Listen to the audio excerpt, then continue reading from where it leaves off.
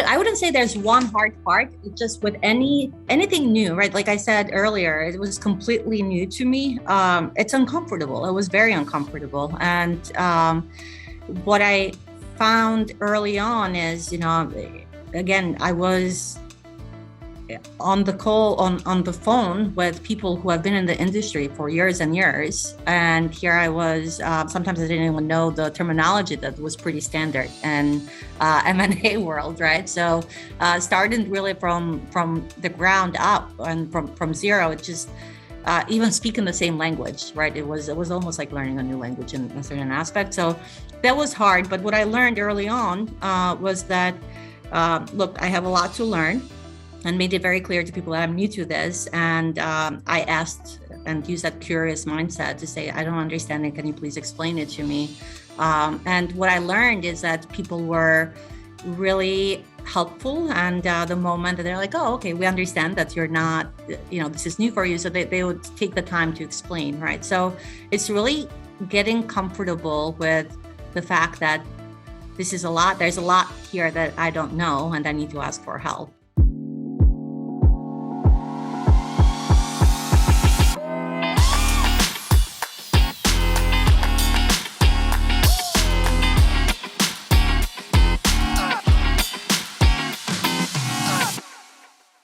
Welcome to M&A Science Live, where leading M&A practitioners share lessons learned from their experience.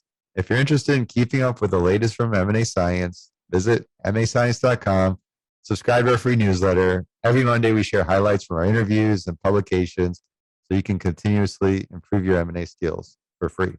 Again, that's mascience.com. I'm your host, Kison Patel, CEO and founder of M&A Science. Joining me today is Kayla Davis, Vice President, Head of M&A at ABM Industries. ABM, for those who don't know, ABM Industries is a facility management provider traded on NYSE under ABM. Today, at over a $3 billion market cap. Today, we're going to be talking about the key skills to be successful transitioning to an M&A career. Kayla, how you doing? Doing well. Thank you so much for having me. Really excited about this. Hey, my pleasure. Can we kick things off a little bit about your background? Yeah, absolutely. So I actually started my career a little over 15 years ago at PricewaterhouseCoopers in accounting, their assurance practice. And that's where I got my CPA certification. And really the first 9 years of my career, I was purely focused on accounting. So after PwC, I joined ABM Industries and the accounting group where I led SEC reporting, technical accounting. And then back in 2015, I had the opportunity to take a role in FP&A, actually leading corporate FP&A at ABM, which was my first experience outside of accounting, still very much numbers driven, but really the first time where I got to see a little beyond the numbers. And because there's a lot of projecting of the future and how the company will be doing from bottom line standpoint, there was a lot more interaction with the operations team and looking beyond the numbers, and where I got to really start seeing how the numbers are really coming together, right, for a company. And then recently, a couple of years ago, I had the opportunity to start my career in M&A also at ABM Industries. So we're big transition going from accounting, get to the FP&A internal role, then moving into M&A. So how did you transition to M&A? Was it a conscious decision or did it just happen? Yeah, no, it's actually a very interesting story. I never thought that, especially starting out in accounting, that I would end up in M&A. I was involved with purchase accounting after the deal was done many times, but never really ran a deal. And it was a time in my career where I was ready for a change. And it just so happened that the M&A function was just starting to be stood up, or we didn't have one really at ABM. We had not done any acquisitions in years. So our corp dev department really was non-existent. And once I knew about the opportunity, it sounded very interesting to me. So I kind of raised my hand and asked to be considered for the role. And I was fortunate enough for the executive team to give me that opportunity. So it was by chance, not something that was planned, but really glad that I made that move. Now, this is interesting because a lot of times it's a big search process to start building out a corp dev function. You're a lot of times hiring a banker or somebody from private equity to do it. In your situation, they hired somebody internal, which I come across practitioners, people that are working a function, they're super interested in getting into corporate development, and they're trying to do that. And it's almost like they're a little reserved or don't know how to do it. I mean, how did it specifically, where they had like a listed internal opportunity and you sort of raised your hand for it? Were you a little more proactive from it? Yeah, no, I was very proactive. It wasn't something that was a job that was posted. We had there was a change in leadership and reorg happening. So as they were standing up, we knew as part of our new strategy that we needed to be very proactive and aggressive with M&A as part of our growth. So I was fortunate enough to understand or to be in the middle of the discussions where I knew where the company was going. So when I saw that opportunity, I reached out to who is now my current boss and asked him to actually give me that opportunity.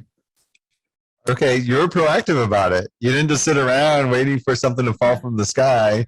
You said, "Hey, I heard you guys are getting ready to build this, and I'm interested. Let's talk." That's right. That's right. And look, you mentioned it yourself. Typically, it is someone who has that corp dev background, years of experience. And it was a risk really taken by my company as well, because like I said before, I had no prior experience in M&A. But, I feel fortunate that they trusted me in that role, and I've learned so much. But it became very clear to me early on that I had a lot to learn. I'm still caught up in how you convinced them to let you do it. Like, what? There's something there. Was it certain things that you kind of presented as your capability of being able to do it, or was you just you had a little bit of a charm? I don't know. I'm curious. I don't know. Honestly, it helped that I had been with the company for over 5 years at that point. I mean, I've been here in June, it's going to be 10 years, right? So I had a history with the company in different roles. I knew a lot of the people also in operations that I had built some of those relationships in my role in FP&A.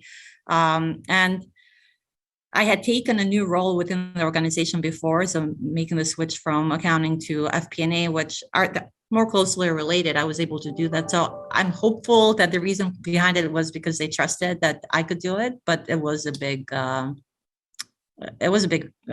leap for sure. You had a track record, a reputation for being a doer, and that history. So it gave them the confidence to trust you with it.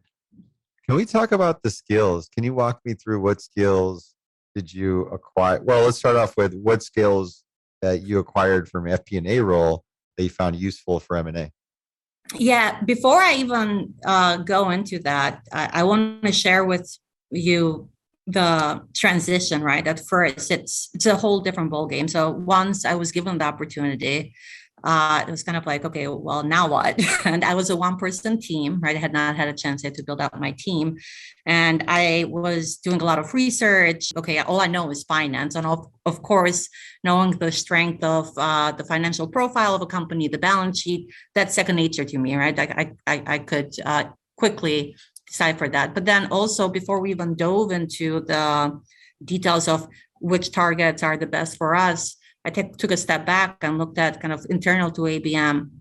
What is our capacity? What are we trying to accomplish through M&A? And what types of businesses would make an impact in the bottom line? Kind of what are the more attractive ones from a financial standpoint that will give us the most return in the long run? So just even within ABM, there are more profitable businesses. Some are more profitable than others.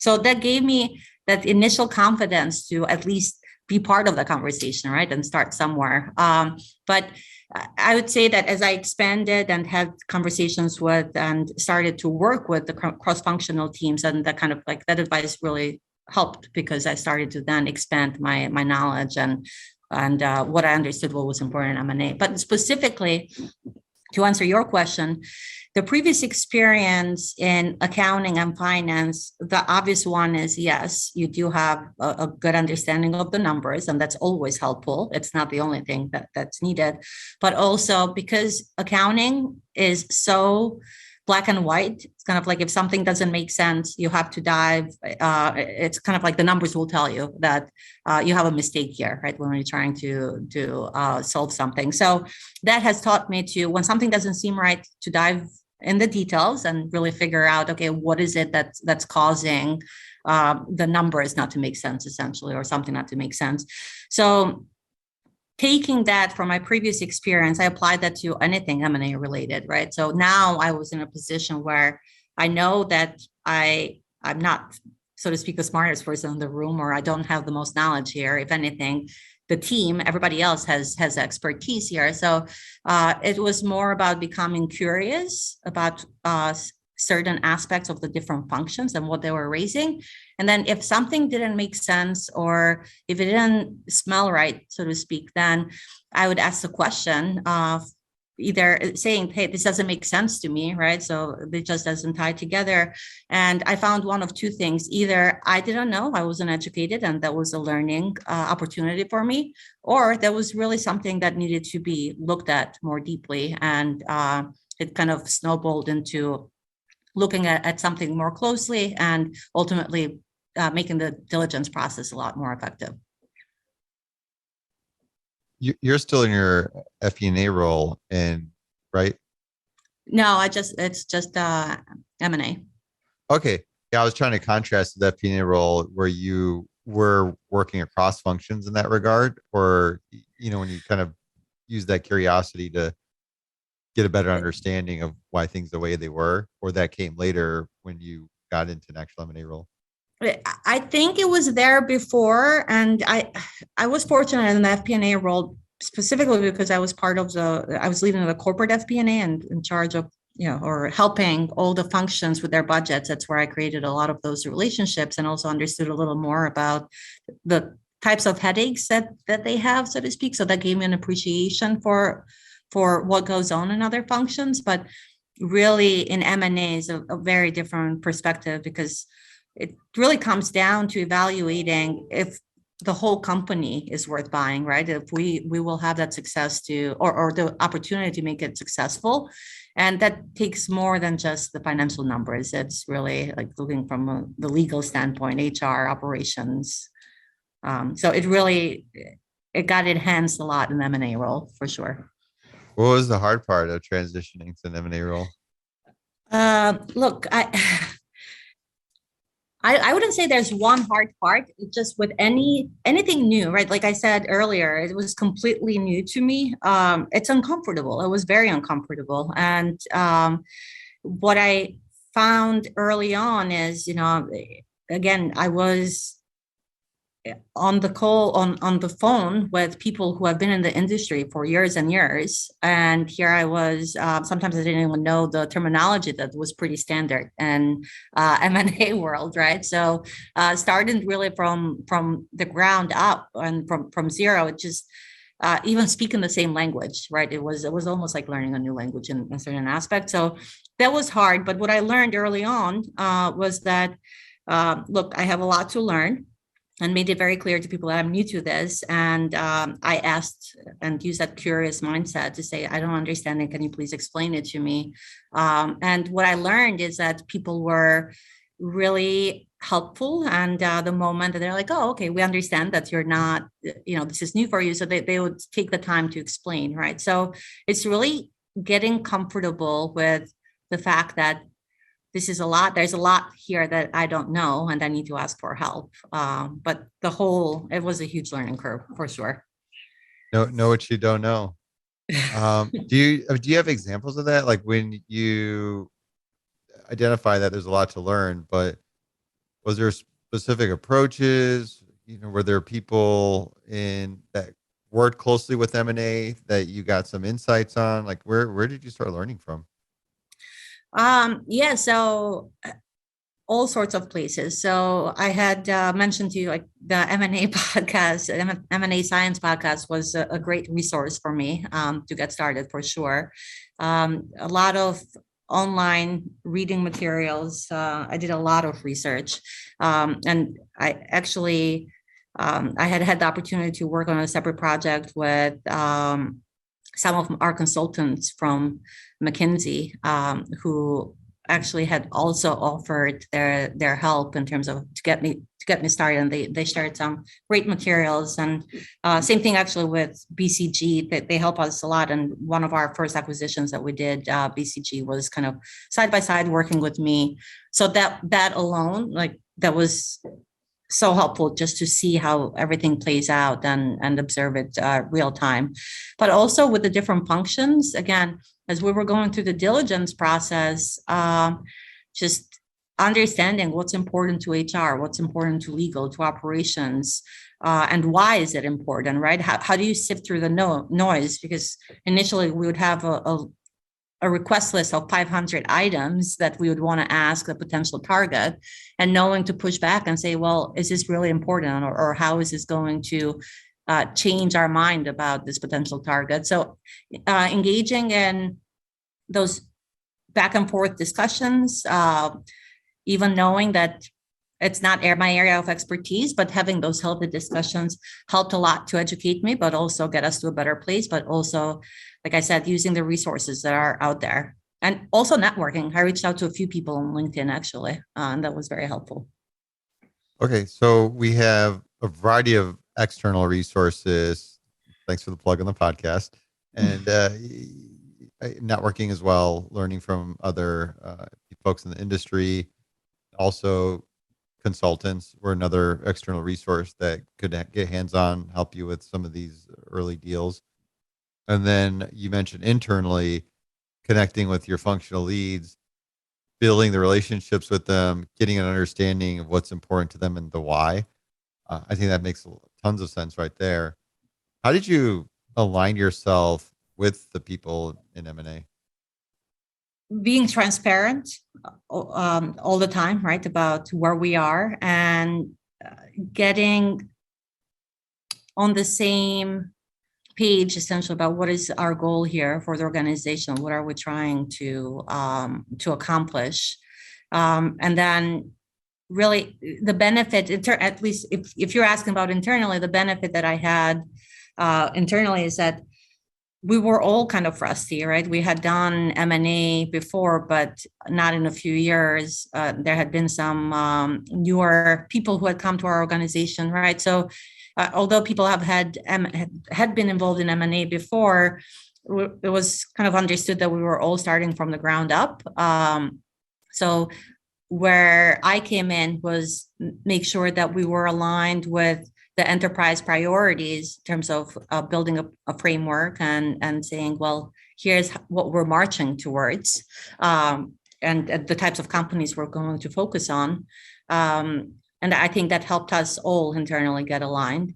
And then in terms of when it came to the functional leaders, really being there to be a resource for them, but also understanding that and letting them understand that they're on the driver's seat because they're the ones who really understand their function the best, right? So no top-down management style, pretend you know what you don't know. Not at all. I don't think I'd be where I am if I took that approach, for sure. I want to walk through what changed from when you moved into the role, the way things, maybe the company was doing things before, what some of those big changes were. Yeah. Look, and for me, the change that I observed was where we're starting from nothing, right? So and I can only speak to my observations in the role and the behaviors in the organization rather than what was done before, because like I said, I wasn't really involved, and I know that we had not done any M&A in a few years. But I knew early on, as I was engaging in discussions with our operations team, and where they were, eager to do M&A. Some of them have had discussions already with competitors in the market or people that they work with that they're like, they want to sell. We really should buy them. There was this decentralized mindset of, okay, you're the M&A person. Here are 5 companies I want you to contact right now and buy, right? And I had to tell them, okay, well, no, we got to slow down. We're taking an enterprise approach here. And the first thing that we need to do is align with the executive team on what are our enterprise priorities. There's limited funds here, and then we'll see kind of how those companies fit in that priority. So it took a lot of communication and working together to get on the same page in terms of we need to do this the right way. And there was also some frustration for sure, because they've been waiting. And then now here I come and say, we have to take a step back before we move forward. And we really need to get clarity around what makes sense for us. And then we can align on what targets to pursue. So as a result of that, we've created a framework that a good part of last year, the beginning of last year, was spent on that, where we've created clarity at the enterprise level in terms of what does good look like from a target standpoint. And now we're proactively building a pipeline and going to each business unit to build a pipeline that we can then proactively reach out to those potential targets. So it's a much more disciplined approach. It's definitely a change for our organization, from at least, again, from the feedback that I'm getting and working with the different leaders. But I think it's definitely the right approach for us. And we're already starting to see how things are coming together. It's definitely a lot more centralized, and we're learning because we have the same teams, at least at the cross-functional level, involved in M&A. We're learning with each acquisition, right? So we're getting better and better, and we're creating our playbooks, and we're creating a process around it. A lot of your deals are sourced internally. We're working to build that, right? So I would say that we had 2 deals in the last year, and both of those were inbound. So one of them came through one of our operators. The other one was a very large deal, Able, which closed at the end of last year. And now we're in the process, now that integration is underway and things have settled down a little bit, while we're remaining opportunistic with what comes on the market, we're very much being proactive, and we're doing an outreach to those attractive clients or attractive targets. And you're using various people internally to be able to do a lot of that, whether they're leadership from different business lines or. It seems like you're fostering some ideas for acquisitions internally. Yeah, no, it's interesting because we have multiple ways, right, of sourcing deals. Obviously, we have the bank relationships, and in our industry, there are very few assets that are very sizable. So, once you know them, it's more of an opportunity of what might become available if it's a good fit. And typically, we have the executive team, including our CEO, who stays very close and has conversations with people in the industry, right? But that goes all the way down to that branch level operator. And our business, to begin with, is a people business where it's very much about relationships. So, we have multiple layers of the organization engagement. Like the corp dev team will obviously speak with private equity firms that are in our space and banks, but it's been wonderful to see the engagement at the operations level. And we were actually searching or using a tool the other day to use key terms. Somebody was marketing a tool, and we were using key terms to come up with a potential pipeline. And whatever came out of that tool was actually very close to what we had already sourced from our operations team. So that was a good validation that we have our ears to the ground in terms of who's out there that's a good fit for us. You mentioned you had to create a framework for, it sounds like identifying what's actually a fit. Mm-hmm. Can you walk me through that framework? Yeah. So the way that we categorize or how we score targets is through three different lenses. One is it a strategic fit? Two is it aligned to our operations, or is it its operating model? Is it attractive to us, right? How they do business. And last but not least, it's a financial profile and our ability to grow and what it does ultimately to our value as a company. And this all stemmed from a very coordinated effort with our executive leadership team, who took, honestly, a good amount of time back in 2020 as we were planning for our 5-year strategy to think about, okay, M&A is going to be a big pillar for us, but let's give some guidelines in terms of what would be a good strategic fit for us and what types of companies do we want to pursue. And a lot of effort went into that, getting all of that alignment. So that made it easier for me to then partner with the business and say, well, this is what's been established at the enterprise level. We've already done the homework. We kind of have an idea of strategically what makes sense at the enterprise level also, but also we want to understand for your priorities at the business unit level in the next 5 years, what strategically makes sense for you, because we don't want to use a one size fits all. So the evaluation criteria is the same. So it's, again, the strategic fit, operating model, and the financial profile. We have guardrails at the enterprise level, and then we also are building guardrails specific to each business unit. So then we ask them to define what it could look like for their specific business units. And within, there's several criteria within each of those lenses. So we score potential targets across 15 different line items where we give them a score of 1 to 5 of what makes them attractive. And that kind of gives us a blended score and helps us prioritize who we want to reach out to.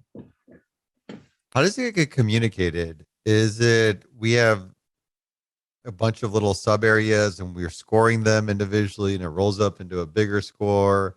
We have a letter grading system. We have more of a summary around why it's a good fit. What does that look like? How do you communicate that? Yeah, so the framework is something that everyone, even at the executive team, is very familiar by now, because we've used it for the past year. And we do this with all potential acquisitions, whether it's inbound or we're proactively building the profile in the pipeline. So it's interesting because depending on who your audience is, that communication will change, obviously. But what I like about the framework is that it doesn't change. Like the way we look at every acquisition is the same, right? From those three lenses. So it's well understood both at the executive team level and at the operations team level when we're working with them. So when we're working with the operations team, it's we have regular meetings. We meet at least once a week, if not more. And then we've kind of gone through the workshop that was one of the first step of let's define what a good score looks like, or what gets a 5 in each category versus a 1. And then within there, then they have to fill out other details, and we document our pipeline. Obviously, we have it all stored somewhere. And then we generate reporting with highest to lowest. Now, when we prepare for, and those are very well understood. And, if you speak with the operations team, they will tell you off the top of their head why something makes sense, right? But it's more about how do we then package that and communicate it to our executive team and ultimately the board if needed. And that's where that communication is more about, well, here is this blended score, which everybody knows where it comes from, and how it's put together. And then also we have a bit of a write-up for each of the top targets that our operations leads will actually meet with our executive team and explain why those are good targets to pursue and how they make sense for their business. So there's multiple layers of communication, obviously. Yeah, I like how you have the main pillars between the strategic, operating, financial fits, and then it's going to be a big variable, obviously, company to company, industry to industry within those. But you made a point around emphasizing what it actually means, being able to define what the 5 actually means if we're grading on that the 1 to 5 So I think that was the key element, is making sure everybody's on the same page and they understand what those scores mean. Uh, what I'm curious about the strategy part, because it's unique for you to come into this role. There's a company strategy you may be familiar with, but shaping it into this M&A strategy, was that challenging? Did you have to get help with that? Like, how did that work?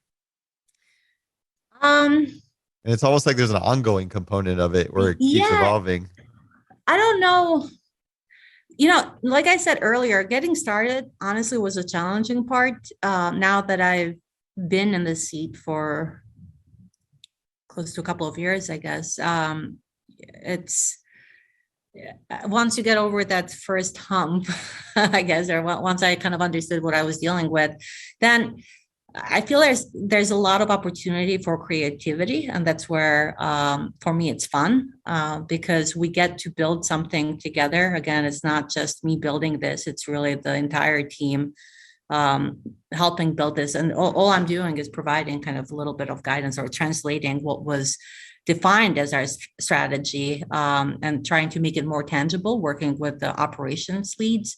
Um, I don't know that I would describe it as challenging. It's definitely something new. We're learning, but I think so far it seems to make sense, right? It's come together and it served us well, for sure.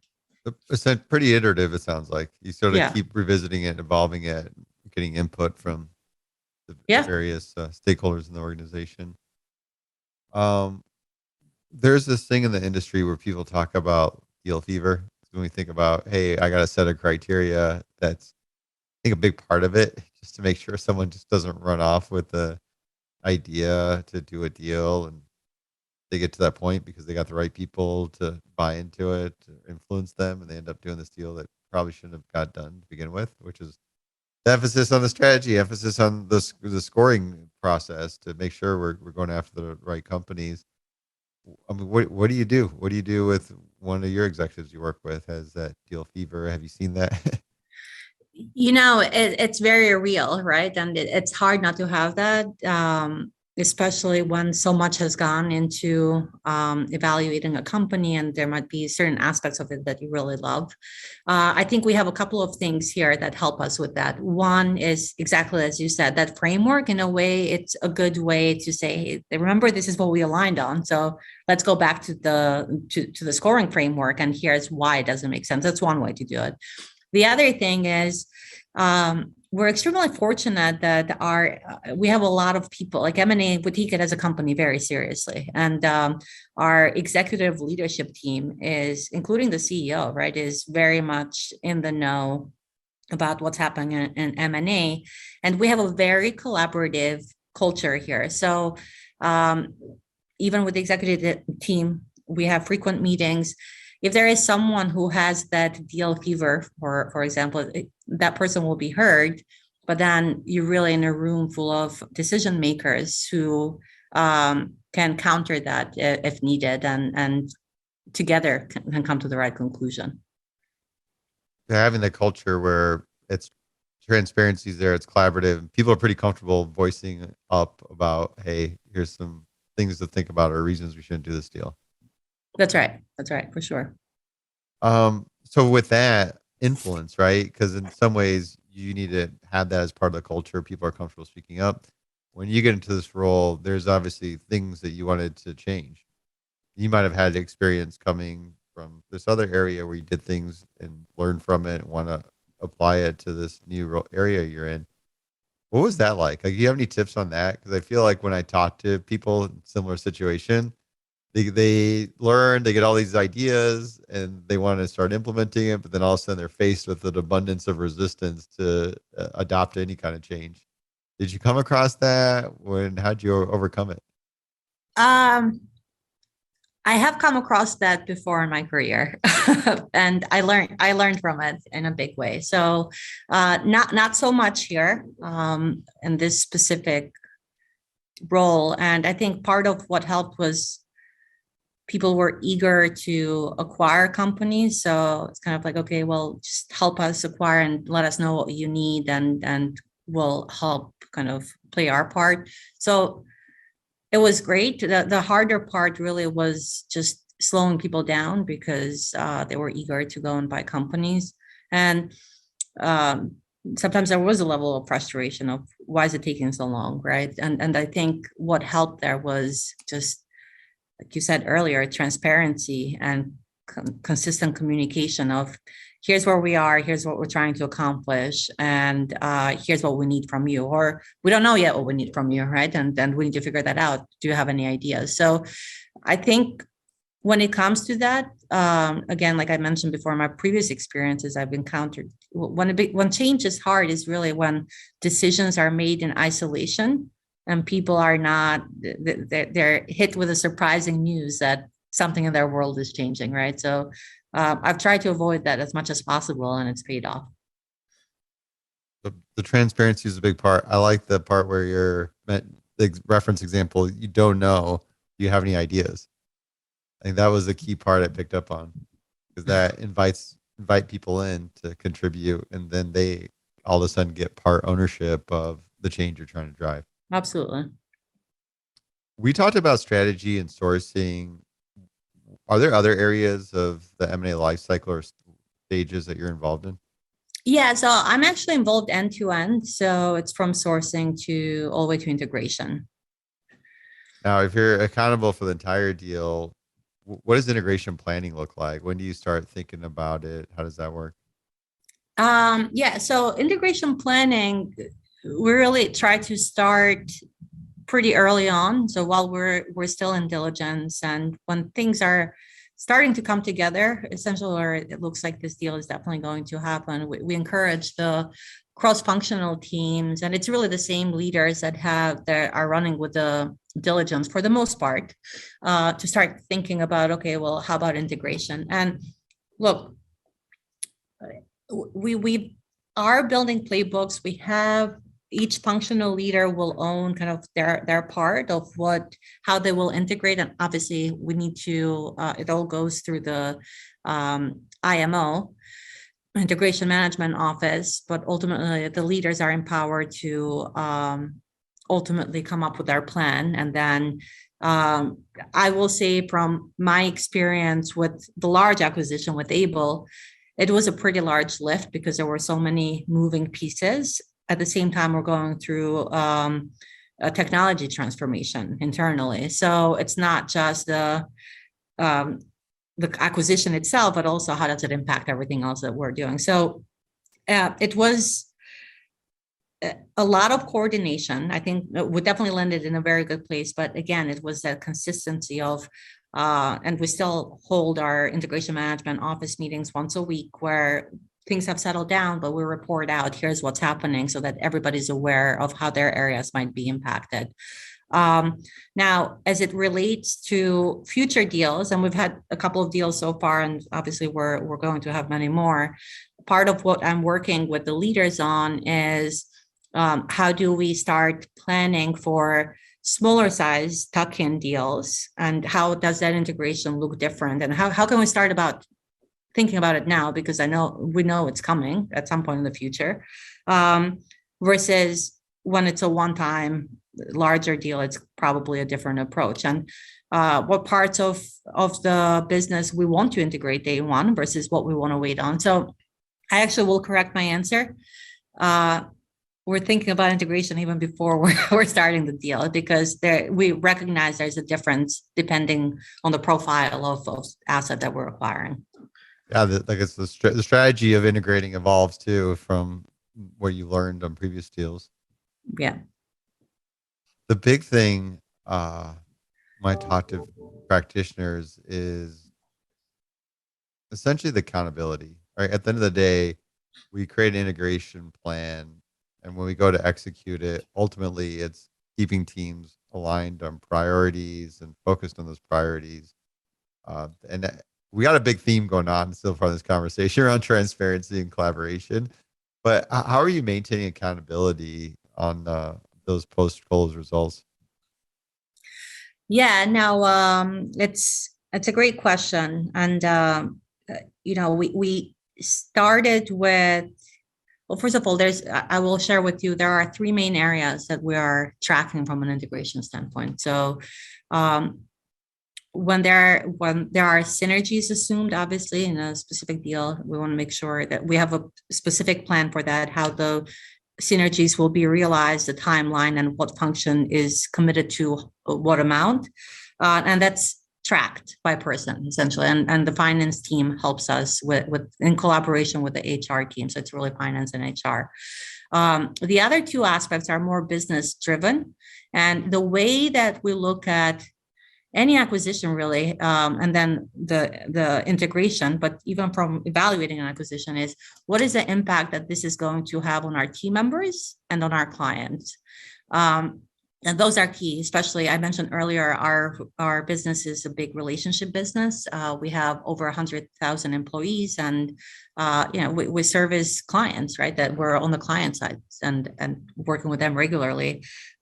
So a big change, especially acquiring a company, would require us to really keep a pulse on kind of how do our clients feel about this change, or the companies that we acquired, right? Is there going to be a concern in terms of those clients being under the ABM umbrella now?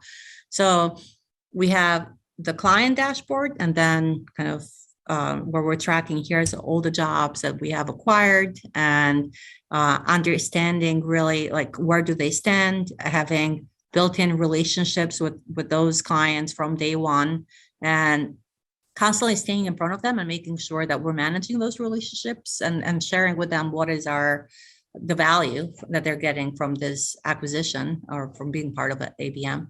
The other side is the team member retention and making sure that especially key employees, we're keeping a pulse on, are they feeling included, and are they feeling, obviously with any acquisition, there's going to be a lot of uncertainty in the beginning, and people's world is changing, but just that change management aspect and staying close and communicating and going back to, again, the theme of transparency goes a long way.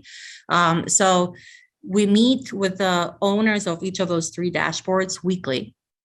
And the operations dashboard or the client dashboard is owned by our operations lead. And then the people dashboard is the operations person working very closely with HR. So the three of them really come together because ultimately that also can impact synergies.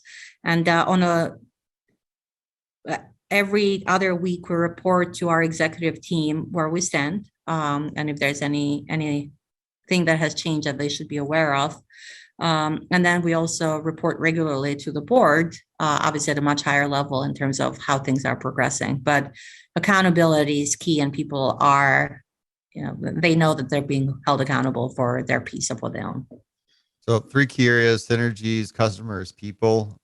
Essentially, you map out your synergies, you're tracking that, and then you're holding individuals accountable for what their responsibilities are around that.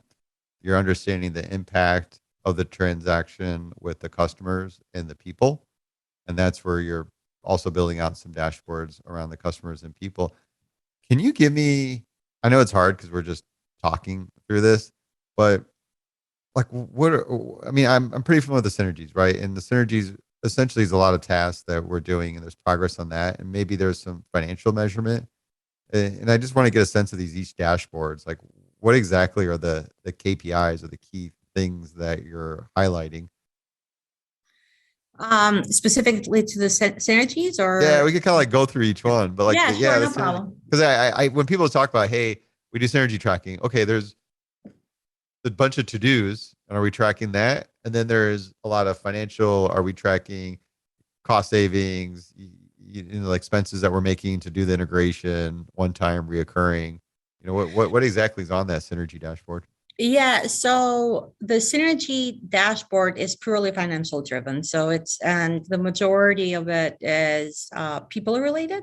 And then there's some non-org related synergies, like just gaining more efficiencies through suppliers or real estate or whatnot. So, but the whole dashboard is financial in nature as it relates to synergies. Anything that is integration related that doesn't necessarily have a dollar impact, or even the activities that could have a dollar impact, are tracked really as part of our integration management office when we do our weekly reporting to make sure that people are still on track with their activities or if they need any help.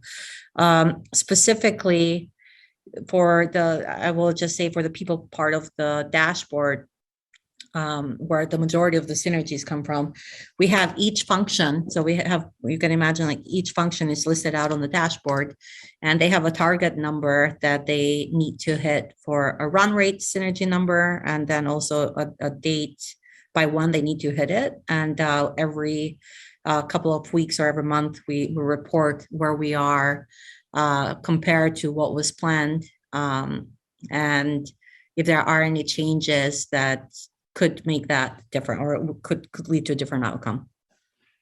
And this is for the people side in terms of how you're doing. This is for the synergy side that's primarily coming from the people, from the org design, right, of the merging the two companies. And if there are any variances to what was expected, again, it goes back to the accountability piece. This has high visibility. It goes to our CEO and his executive team. So they'll be prepared to explain why there are any variances, right? So it's interesting because you sounds like on the corp dev side, your synergy dashboard is very financially driven. You want to benchmark that against yes, definitely. What your goals were. And then at the IMO level, they're more into the task tracking, saying, okay, are we getting the activities that is going to hit the output of those financials that in turn gets reported up to you? And that's mainly where you're really honed in on. But then ultimately the board wants to know, like, how are we doing on it in a pretty summarized form? Yeah, and I don't want to miscategorize that. When we report to the board, it's kind of a zoomed out view of all the integration activities that, simplified, right? And saying kind of here's where we are on the timeline and what has been done versus what's still upcoming. It's something that very much does get reported up. It's more of we don't go into the nitty gritty, every line item type of detail, right? And if there's anything important to report, then we'll call that out. But okay, what about the other dashboards? When we talk about the customers, for example, what are you tracking there specifically? Yeah, so for the customers, like I mentioned, we have a detail of every single customer that was acquired, and a lot of review goes at the granular level. What ends up making it to the dashboard is categorizing kind of, okay, well, what cross-selling opportunities have we had so far, right? And how much have we expanded because of the different relationships? And also, what are some potential clients that might be at risk and what are we doing about them? Cool. So this is really like your go-to-market kind of key areas shows up on this customer dashboard. Yeah, that's right. And then the people side, I'm assuming headcount and hey, we had hiring goals and is attrition something you're really keeping tabs on? Yeah, attrition is a big thing. And the people dashboard, we've really split into functional and operational. So again, starting with the acquired organization and tracking from day one, we started out with X number of people in operations and functions, and we are here now, right? And we split out how much of those exits were planned versus what were unplanned. And then again, it helps us to identify, well, especially if it's operations related, that's where we're very close to that, because again, going back to the relationships, last thing you want is somebody who was in a key position leaving and taking those client relationships. So that's where a lot of work goes in, I think, to make sure we stay close to that. And then again, what gets reported is more about, and it's month to month, have we seen any changes, and life to date, here's where we stand essentially. And then one of the things that we track is also high potential employees that we've noticed through working with them. So a big part of when we acquire companies is that we want to make sure that we take the best of both cultures. Hopefully it's a cultural fit, but also we want to help people feel included and we have learned from companies that we've acquired, right? So how do we put them on the spotlight and make sure we keep them happy? That's really cool. It's not just tracking attrition, trying to prevent people from leaving, but also can we identify some stars here and keep tabs on them to figure out who's going to be the next Kayla going to move up to head of M&A. I like that even taking a proactive view that there's some talent that we can look at as being value creators. Let's talk about some lessons learned. Do you have any big lessons learned, advice for practitioners? There's quite a few that actually listen to the M&A Science Podcast, brand new into corporate development, in the exact same shoes, Kayla, that you went through, where they worked in a function, aspired to get into the corporate development. Hopefully they got some advice earlier if they haven't gotten in to be able to break through. But once they're in, what are some big lessons learned to help them get acclimated better and be more successful? So, it's funny because I was thinking about the lessons learned, and I had come up with 3 C's, which now I have expanded to 5 C's based on our discussion. Let's do it. So, so I'd say curiosity, courage, clarity, communication, and collaboration. And I will expand on all of those. Let's do it. So I will say curiosity and courage is really what got me here to begin with, right? So it was a completely, yes, it sounded cool, but also to take the courage to say, okay, it's a new function and I'm going to figure this out, right? It's kind of like once I found myself there, I was like, what did I do? But, just it was that courage that helped me make that move, right? And curiosity is really once I was in the seat learning. I knew I had a lot of learning and just getting my hands on every possible research tool, or speaking with and collaborating a lot with a lot of people to learn from their experience. So those were a couple of lessons, I guess, that served me well, and that I will make sure to continue in the future. Clarity, I'd say once I was in the role, getting everyone to be on the same page on what is the vision, what are we trying to accomplish, and get everyone to see what the mandate is and providing clarity around that. I think that's huge. It's not only to ground people on the same set of rules, but also to ground us in going back and saying, if something doesn't make sense, very quickly, let's move on, right? So we're not wasting our time. Communication, I cannot stress this enough. Especially being in this role, there are so many stakeholders. So you're dealing with all the leaders at the cross-functional teams. You're dealing with executive members, board. You're dealing with all the operations leads, and we have many pockets of the business, right? So, and they each have their own need, and there's so much happening and so much changing all the time that if communication is missed, even with one person, it might seem minor, but it could lead to a lot of headaches down the road. So just being organized and communicating as frequently as possible will pay off. And collaboration, honestly, it's a team sport, right? M&A is a team sport. It's not a one-person thing. So the more people are engaged, and the more opinions and expertise you bring to the table, and I think the better the outcome. So I never make any decisions on my own in this role, right? It's definitely a team decision. All your C's are linked together. You essentially need the courage to really, you have curiosity, but you need the courage to even expand on it and ask these questions that maybe some people are a little uncomfortable or shy about asking, or take that opportunity to even get the role, get out of the comfort zone. So I do definitely think they're connected. The clarity is almost an outcome of that now all of a sudden you can have this better understanding. The communication part is how do you take that and amplify it so others can get that clarity. And then we talked about earlier about getting the understanding from others and that feedback that lends to the collaboration. Your C's are all connected together. Yeah, it works. Kayla, what's the craziest thing you've seen in M&A?